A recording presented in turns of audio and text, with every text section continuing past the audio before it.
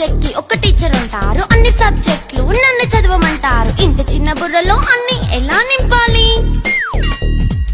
Class work, home work, fair notes అంటారు. Subject కి 3 books పెట్టి బ్యాగ్ నింపుతారు. ఇన్ఫాక్ట్ నా బరువు కన్నా నా బ్యాగ్ బరువే ఎక్కువ.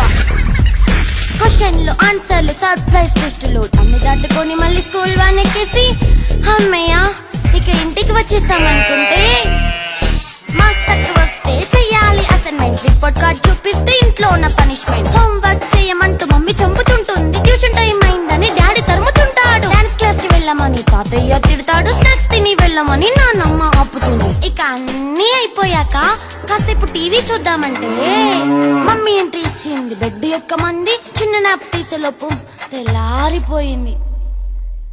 అయ్యో మళ్ళీ మొదలు ఈ స్కూల్ కష్టాలు. ఇక